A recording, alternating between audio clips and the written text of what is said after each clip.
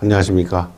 2026년 대비 산업안전기사 필기 제5과목 기출문제 24년 기출문제 살펴볼 수 있도록 하겠습니다. 자, 1번부터 보겠습니다. 자, 1번은 인하점에 대한 내용인데요. 인하점에 관한 설명으로 옳은 것은 일단 인하점이 뭐였죠? 인하점은 뭐가 필요로 했어요? 점화원이 필요로 했어요. 점화원을 가했을 때 가스나 증기가 연소가 돼야 되잖아요. 이 말 속에는 뭔 의미가 숨어져 있냐면 점화원을 줬는데 가스나 증기가 폭발 범위 또는 연소 범위라고 하는 이 범위 내에 가스나 증기가 폭발 범위 안에 있어야 됩니까? 없어야 됩니까? 있어야지 불이 붙죠. 폭발 범위를 벗어나 있는 상태가 돼버리면 점화원을 줘도 불이 안 붙습니다. 그래서 가스나 증기가 폭발 범위 내에 있는 상태에서 점화원이 가해져야 연소가 이루어질 수 있다는 이야기입니다. 그래서 옳은 것은 액체의 표면에서 발생한 증기 농도가 공기 중에서 연소 하한 농도가 될 수 있는 가장 높은 액체 온도. 자, 연소 하한이 되면 하한계에 도달한 거잖아요. 그럼 점화원 주면 불 붙을 수 있죠. 하한계에서 불이 붙을 수 있는 액체의 가장 높은 액체 온도라고 이야기했어요. 자, 이 말 속에는 높은 온도냐, 여기 보면 낮은 온도냐, 높은 온도냐, 이렇게 돼 있어요. 우리가 인하점은 불이 붙을 수 있는 가장 최소한의 온도죠. 작은 온도예요. 그래서 여기서는 이 높은 온도가 잘못돼 버렸어요. 발생한 증기 농도가 공기 중에 연소 상한 농도, 여기는 상한계가 될 수 있을 때의 가장 낮은 액체 온도 했기 때문에 여기서는 상한이 잘못된 겁니다. 불이 붙을 수 있는 인하점은 이 가스나 증기가 폭발 범위 내를 형성해야 되는데 그 폭발 범위 중에서도 하한계가 먼저 도달되고 마지막에 상한계로 가잖아요. 그래서 불이 붙을 수 있는 인하점은 이 가스나 증기가 하한계에 도달하는 순간 점화원을 줬을 때 불이 붙어야 돼요. 그때 이 액체의 최저 온도를 말합니다. 자, 그래서 가장 낮은 액체 온도, 증기 농도 공기 중에서 연소 하한 농도를 하한계를 이루고 액체의 온도 중에서 가장 낮은 온도를 우리가 인하점이라고 부른다. 3번이 옳게 써진 겁니다. 자, 4번은 뭐가 잘못됐어요? 연소 상한계, 요 말도 잘못됐고 높은 온도도 잘못됐죠? 예, 상한계도 잘못됐고 인하점의 정의를 정확하게 표현할 수 있냐? 인하점은 어떤 물질이 점화원을 줬을 때 불이 붙을 수 있는 최저 온도입니다. 불이 붙는 가장 낮은 온도. 낮은이란 말이 들어가야 되고 이때 이 가스나 증기는 하한계에 도달하면 불 붙을 수 있잖아요. 그래서 하한계에 도달했을 때의 최저 온도다. 이렇게 정의를 내립니다. 자, 인하점을 어설프게 알고 있으면 이 문제가 어렵게 보여요. 자, 우리가 아세틸렌 C2H2의 하한계가 2.5에서 81이라고 했잖아요. 그러면 가스에 증기가 막 나오면 2.5를 도달한 다음에 81까지 가는 거잖아요. 그런데 인하점이란 말의 의미는 불이 붙기 시작할 때를 말해요. 그러니까 2.5%가 기준인 거예요. 다시 말하면 하한계에 도달하면 이제 뭐만 있으면 돼요? 점화원만 주면 불 붙을 수 있는 거예요. 그러니까 하한계에 도달하기 위한 온도를 우리가 인하점이라고 부른다 이 말이에요. 이렇게 기억을 해 주셔야 될 것 같습니다.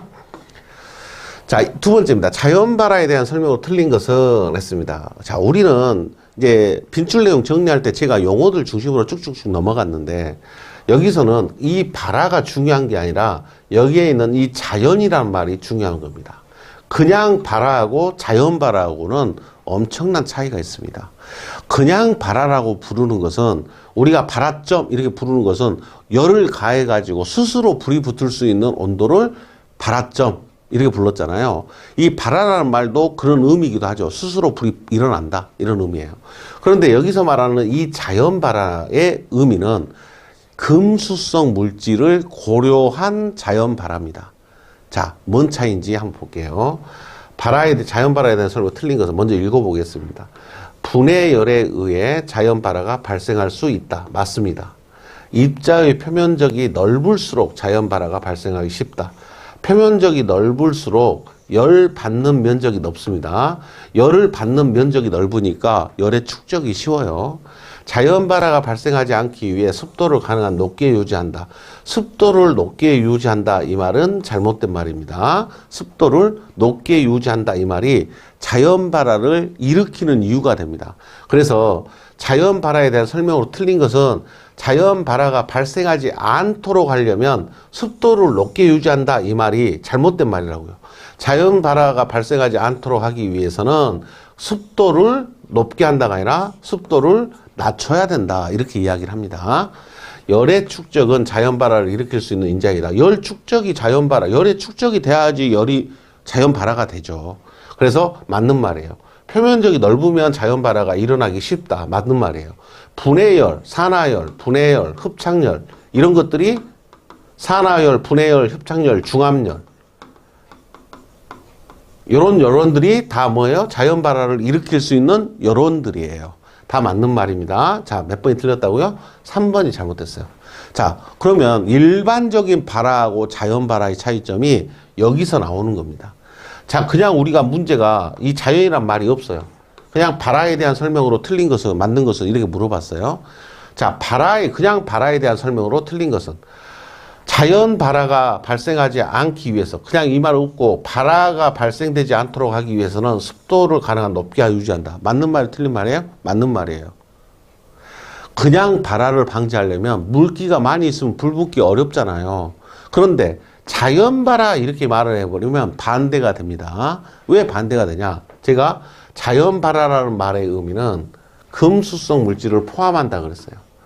자, 금수성 물질은 뭐하고 만나면 위험해요? 물과 만나면 열이 생깁니다. 열이 발생이 되면서 가연성 가스나 증기를 일으킵니다. 가연성 가스나 증기를 일으키기 때문에 위험하다라고 이야기해요. 금수성 물질은 물과 만나면 돼요? 안 돼요? 안 돼요. 근데 이 금수성 물질에다가 물을 부과해버리면 열과 위험한 가스가 발생이 돼서 화재 폭발로 이어질 수 있습니다. 그래서 자연 발화가 발생하지 않도록 습도를 높게 유지한단 말은 물을 많이 해라는 이야기잖아요. 물을 많이 가해야 된다. 근데 이 물이 금수성 물질일 때는 쥐약이다 이 말이죠. 물과 금수성 물질이 반응을 해버리니까. 그래서 습도를 가능한 높게 유지한다. 이게 자연 발화를 방지하는 방지 대책이 아니다. 헷갈리죠? 예, 제가 이렇게 말씀드려도 지금 이해가 안 되거나 헷갈릴 수 있어요. 근데 시험 볼 때는 어떻게 해야 된다? 자연 발화인지 발화인지 보고 습도를 결정하라고요. 자, 습도는 물기예요. 물기인데 이 물기가 일반적인 불일 때는 그냥 발화일 때는 물기가 많으면 불이 안 붙어요. 그래서 습도를 높게 유지하면 방지가 돼요. 자연 발화를 하고 문제가 나와버리면 반대라고요. 자연 발화가 돼버리면 자연 발화라는 말 속에는 금수성 물질을 포함한 의미예요. 그러다 보니까 금수성 물질에다 물을 가해버리면 위험해지잖아요. 그러니까 가습하는 게 방지 대책이 아니다. 자, 이렇게 정리를 하시고 넘어가셔야 됩니다. 자, 좀 개념. 나머지 말들 1번, 2번, 4번이 너무 좋은 말이야. 너무 확실하게 맞는 말이야. 그래서 3번을 답으로 의심하겠어. 이렇게 생각하셔도 돼요. 자, 3번입니다. 인화성 가스가 발생할 우려가 있는 지하 작업장에서 작업을 할 경우 폭발이나 화재를 방지하기 위한 조치사항 중 가스의 농도를 측정하는 기준으로 적절하지 않은 것은 했습니다. 자, 가스 폭발 위험 장소에서 가스가 있으니까 폭발 위험이 있잖아요. 이랬을 때는 농도 측정을 어떻게 해야 되냐? 매일 작업을 시작하기 전에 한다. 좋죠? 가스 노출이 의심되는 경우 한다. 장시간 작업 시에는 매 8시간마다 측정. 8시간이 우리가 하루 근무 시간 8시간인데 8시간에 한 번씩 한다. 너무 빈도가 낮죠. 그래서 장시간 작업할 때는 4시간마다 합니다. 4시간. 4시간이 기준입니다. 가스가 발생하거나 정치할 위험이 있는 장소에 대해서 측정한다. 나머지는 다 좋은 말입니다. 상식선에서 답 찾을 수 있네요. 단지 8시간이란 말이 너무 터무니없죠? 여러분들이 그렇게 판단하실 거라고 생각합니다. 4시간마다 하는 걸 원칙으로 합니다. 전기화재의 종류에 해당하는 것은 전기화재는 몇 급 화재예요? A급이 일반 화재. 얘가 유류화재. C급이 전기화재, 얘가 금속화재였죠. 답은 3번이 됩니다. 자, 화재의 종류 구분하는 거 기본적인 문제입니다. 5번, 폭발 범위에 관한 설명으로 틀린 것은 폭발 범위가 상당히 중요하다는 느낌이죠. 폭발 범위, 하한계, 상한계 가지고 있는 이 폭발 범위. 상한값도 있고 하한값이 존재한다. 맞습니다. 온도에는 비례하지만 다시 말하면 이 온도에 의해서 폭발 상한계, 하한계가 변화가 된다는 이야기예요. 압력과는 무관하다. 자, 폭발 범위는 하한계하고 상한계가 있는데 이 범위를 갖고 있던 어떤 물질이 있는데 온도가 올라가잖아요. 자, 온도를 올렸어요. 온도를 올리면 하한계하고 상한계가 이렇게 벌어집니다. 더 벌어져요. 다시 말하면 하한계는 더 낮아지고 상한계는 더 높아집니다. 이렇게 벌어진다는 이야기예요. 자, 압력이 높아지잖아요. 압력이 높아지면 하한계도 상한계도 똑같이 벌어집니다. 그러니까 하한계는 낮아지고 상한계는 높아진다. 이렇게 생각하는 게 그냥 일반적인 생각이에요. 그런데 엄밀히 말하면 이 압력에 대해서는 하한계는 그대로 유지가 됩니다. 하한계는 그대로 유지가 되고 상한계만 올라갑니다. 그래서 그래도 폭발 범위는 넓어지죠. 그래서 무관하다 이 말이 잘못된 겁니다. 그냥 뭐라고 해야 돼요? 비례한다라고 이야기해야 돼요. 비례한다. 그냥 비례한다. 이렇게 해야 됩니다. 온도가 높아지면 위험해지죠. 압력이 높아지면 위험해지죠. 그 말을 폭발 범위로 표현하면 폭발 범위가 이만큼이었는데 온도가 높아지면 넓어져요. 위험해지죠. 더 위험해지죠. 압력이 높아져도 또 위험해져요. 그래서 온도와 압력이 필요하다. 중요하다. 공기와 혼합된 가연성 가스의 최적 농도로 나타낸다. 제가 최적 농도 우리가 2.5 아세틸렌의 하한계가 볼륨 퍼센트 이렇게 하잖아요. 요 볼륨이 최적이에요. 최적 농도를 나타냅니다. 그래서 최적 농도 맞는 말입니다. 자, 무게로 나타낼 때는 예를 들어 5 웨이트 퍼센트 이렇게 씁니다.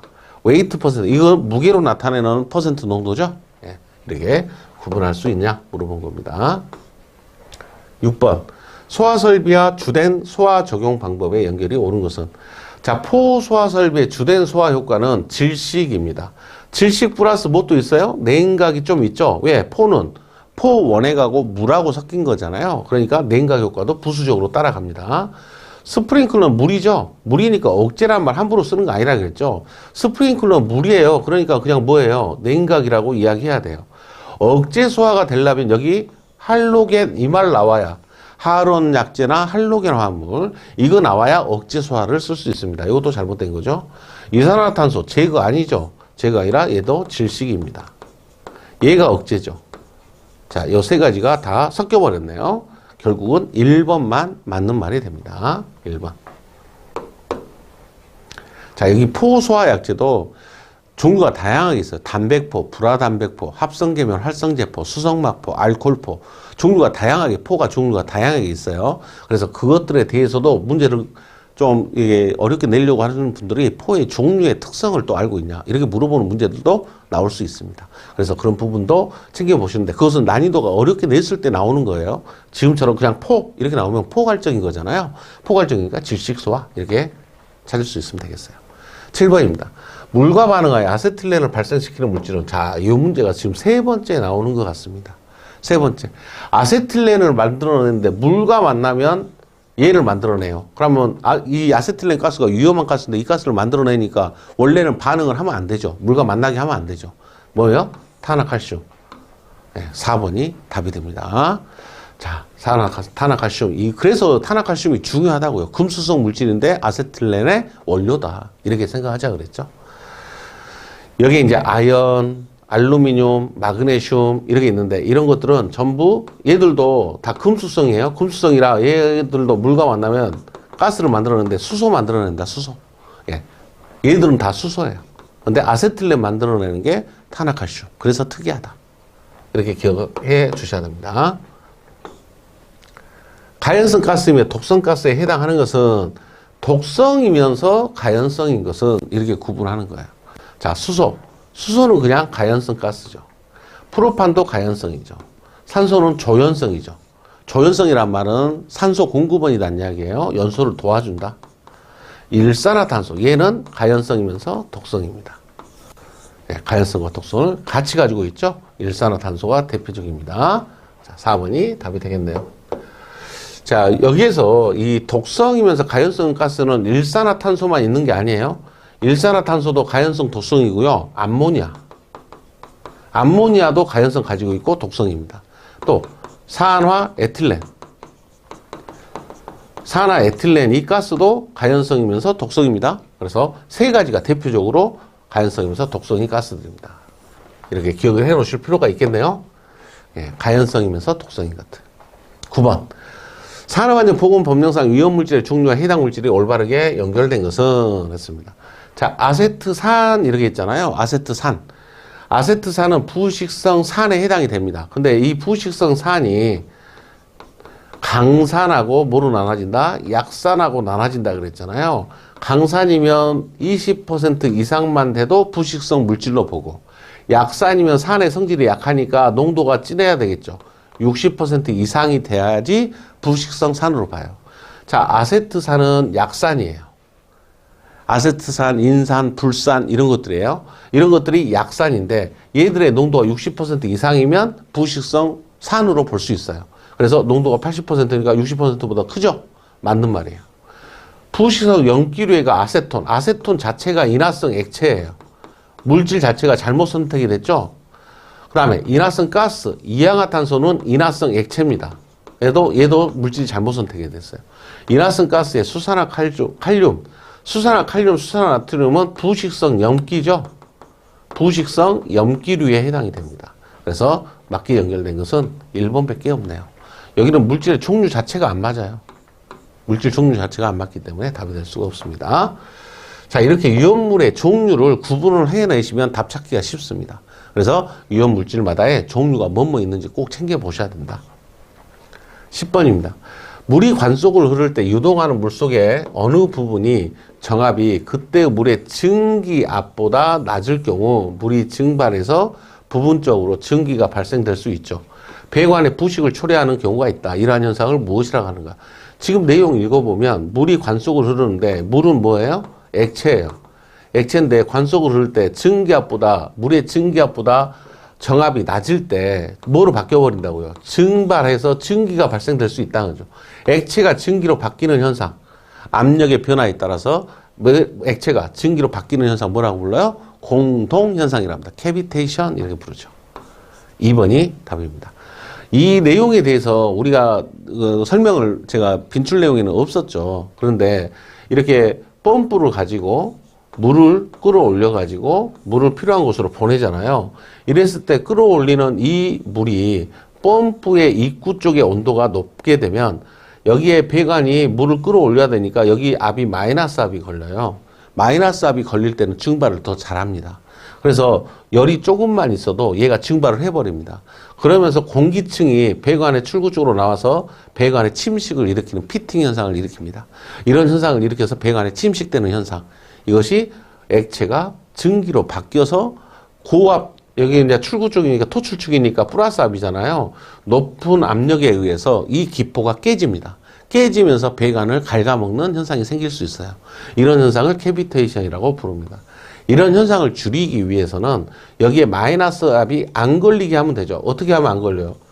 탱크 수조를 펌프 위치하고 동일한 위치에 놔둬버리면 물이 알아서 들어오죠. 마이너스 압으로 끌어올릴 필요가 없잖아요. 이렇게 해버리면 마이너스 압이 안 걸리기 때문에 증발을 잘 안 하겠죠. 그래서 캐비테이션 공동현상을 방지하는 대책으로 수조의 높이를 펌프하고 동일한 위치 이상으로 하면 대책을 세울 수 있습니다. 그래서 이제 지하에 수조가 있으면 펌프도 지하에다 동일한 위치에다 되게 설치를 하죠. 공동현상을 방지하기 위해서. 그 다음에 이 서징 현상이라는 게 있는데 이걸 맥동 현상이라고 부릅니다. 맥동 현상.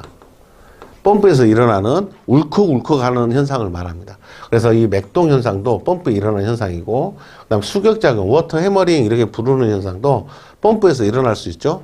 왜? 펌프가 고압으로 물을 보내는데 배관이 갑자기 꺾어지면 직각 부분에서 물에 충돌이 생기죠. 배관하고. 그랬을 때 배관이 파손되는 현상이 생길 수 있습니다. 그런 것들을 수격작용 이렇게 부릅니다. 자, 세 가지. 서징, 공동, 수격작용. 이 세 가지가 펌프에서 발생될 수 있는 이상현상입니다. 펌프 이상현상들에 대해서 문제가 이렇게 출제가 되기도 했다. 이렇게 여러분들이 참고로 보시면 좋겠습니다. 자, 여기까지 해서 이제 화학과 관련된 문제들. 근데 제일 어렵게 느끼시는 부분들이 아마 위험물과 관련된 내용들이지 않을까 싶습니다. 자, 그 부분을 극복하냐 못하냐. 이게 화학 문제를 해결하냐 못하냐. 이거에 좌우된다라고 볼 수 있겠습니다. 자, 여러분들 준비 철저히 하셔야 되겠네요. 자, 제 5과목 화학 관련된 기출문제, 24년 기출문제 풀이 마치겠습니다. 수고하셨습니다.